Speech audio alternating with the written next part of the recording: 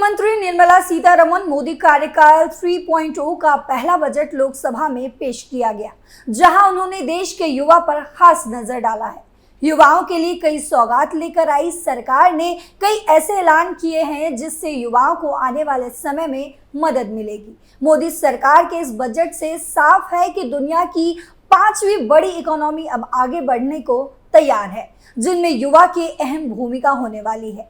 ये बजट इतना खास और दिलचस्प है कि विपक्ष कहकर भी कुछ नेगेटिव कमेंट नहीं कर पा रही। तो क्या है इस बजट में खास, आपको बताते हैं इस स्पेशल स्टोरी में। नमस्कार, आप देख रहे हैं कैपिटल टीवी, मैं हूं आपके साथ पल्लवी सिंह।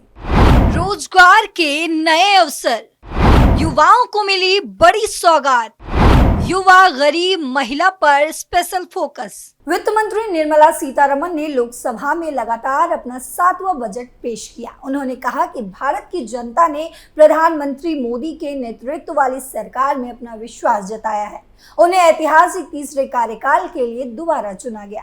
मुश्किल दौर में भी भारत की अर्थव्यवस्था चमक रही है। सरकार का फोकस गरीब, महिला, युवा और अन्नदाता पर रहा। सरकार जॉब्स के अवसर बढ़ा रही है। इस केंद्रीय बजट में उन्होंने 2024 और 25 में मॉडल कौशल ऋण योजना में संशोधन का प्रस्ताव भी पेश किया।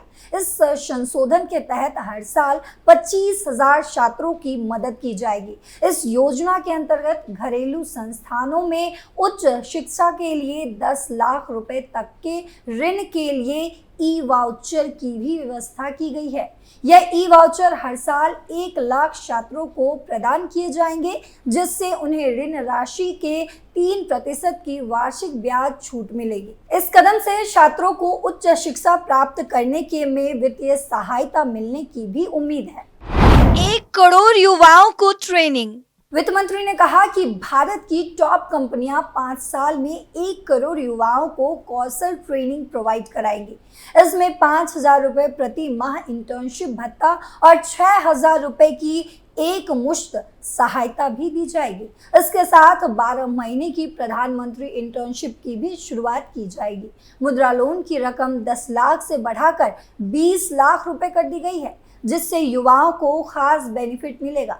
सिडबी की पहुंच बढ़ाने के लिए अगले 3 साल में नई ब्रांच भी खोली जाएगी। इनमें से 24 ब्रांच इसी साल खोली जाएगी। 50 multi product food unit setup के लिए भी मदद किए जाएंगे। फूड सेफ्टी लैब खोलने के लिए एमएसएमई को मदद दी जाएगी। आपको बता दें कि वित्त मंत्री ने रोजगार और कौशल विकास को बढ़ावा देने के लिए उद्देश्य से 2 लाख करोड़ रुपए के आवंटन के साथ 5 स्कीम्स का ऐलान पीएम पैकेज के तहत किया है।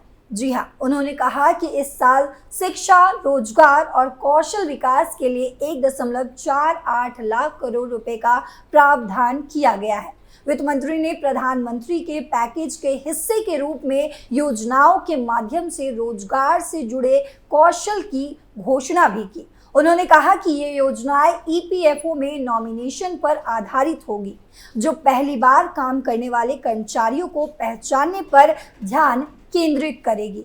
उन्होंने कहा कि सभी औपचारिक क्षेत्रों में वर्कफोर्स में एंट्री पर पहली बार काम करने वालों को 1 महीने तक का वेतन मिलेगा। ये बड़े ऐलान हैं, मैं आपको जो भी बता रही हूँ सारे बहुत बड़े बड़े ऐलान हैं युवाओं के लिए। 1 महीने के वेतन का प्रत्यक्ष लाभ हस्तांतरण यानी कि डीबीटी 15,000 रुपए तक 3 किस्तों में प्रदान किया जाएगा। इस साल के लिए पात्रता सीमा 1 लाख रुपए प्रति माह का वेतन होगी।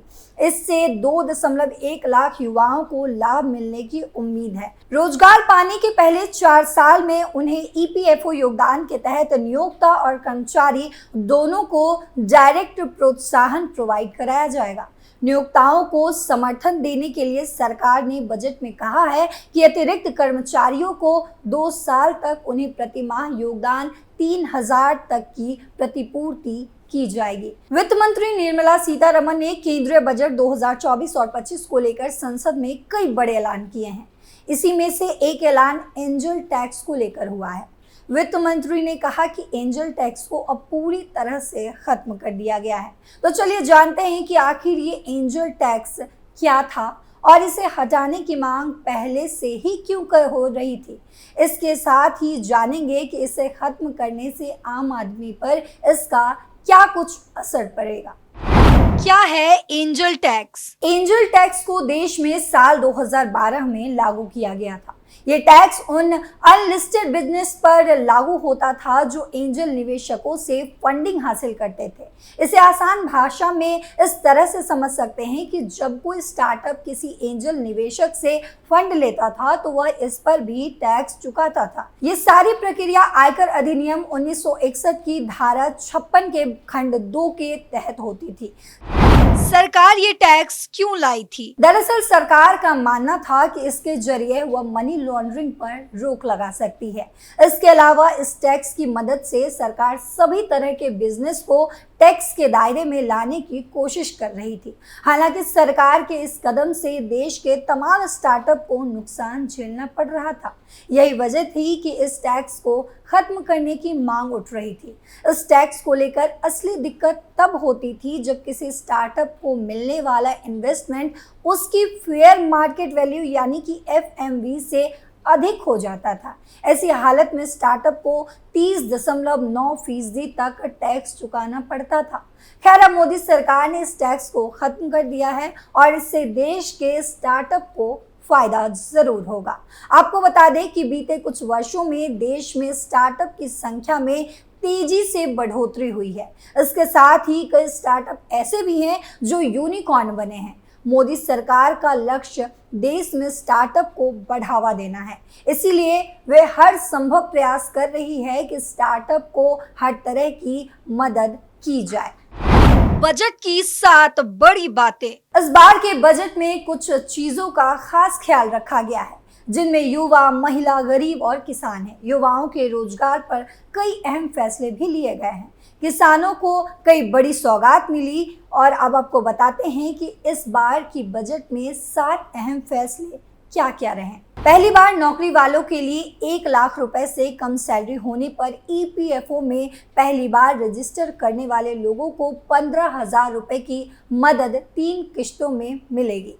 एजुकेशन लोन के लिए जिन्हें सरकारी योजनाओं के तहत कोई फायदा नहीं मिल रहा है, उन्हें देश भर के संस्थानों में एडमिशन के लिए लोन मिलेगा। वहीं आपको बता दें, सरकार देगी लोन का पैसा। कैसे? लोन का 3% तक सरकार देगी। इसके लिए ई-वाउचर्स लाए जाएंगे जो हर साल 1 लाख स्टूडेंट्स को जरूर मिलेगा। वहीं आंध्र प्रदेश को 15,000 करोड़ और बिहार को 41,000 करोड़ रुपए की मदद की जाएगी।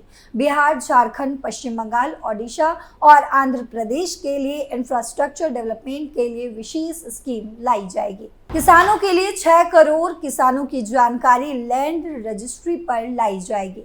वहीं 5 राज्यों में नए किसान क्रेडिट कार्ड जारी किए जाएंगे। युवाओं के लिए बड़ी घोषणा है। मुद्रा लोन की रकम 10 लाख से बढ़ाकर 20 लाख रुपए कर दी जाएगी। 500 टॉप कंपनियों में 5 करोड़ युवाओं को इंटर्नशिप का वादा भी किया गया। महिलाओं और लड़कियों के लिए लाभ पहुंचाने वाली योजनाओं के लिए 3 लाख करोड़ रुपए का प्रावधान लाया गया। वहीं सूर्य घर मुफ्ती बिजली योजना भी लाई गई, जहां 1 करोड़ घरों को 300 यूनिट तक हर महीने बिजली फ्री दी जाएगी। इस बजट में मोबाइल फोन भी सस्ते होने वाले हैं। मोबाइल फोन और उसके पार्ट्स पर कस्टम ड्यूटी कम किया जाएगा, यानी कि मोबाइल फोन सस्ते हो जाएंगे। वहीं सोने चांदी पर खास छूट मिलने वाली है। सोना और चांदी के गहनों पर कस्टम ड्यूटी कम कर 6% की गई। मोदी सरकार के इस बजट ने ये साफ कर दिया है कि दुनिया की 3rd बड़ी इकोनॉमी बनने के लिए सरकार ने कदम बढ़ा दिया है।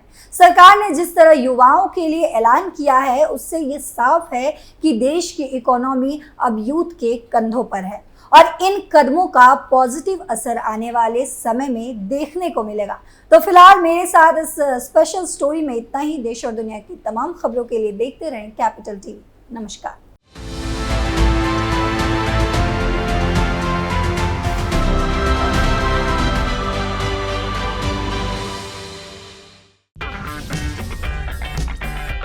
अगर आपको हमारा वीडियो पसंद आया हो तो इसे लाइक करें, हमारे चैनल को सब्सक्राइब करें और हाँ, बेल आइकन दबाना ना भूलें ताकि आप तक हमारे वीडियो की नोटिफिकेशन पहुंचती रहे। आप अपना सुझाव हमें कमेंट बॉक्स में दे सकते हैं। हमारे साथ जुड़ने के लिए शुक्रिया।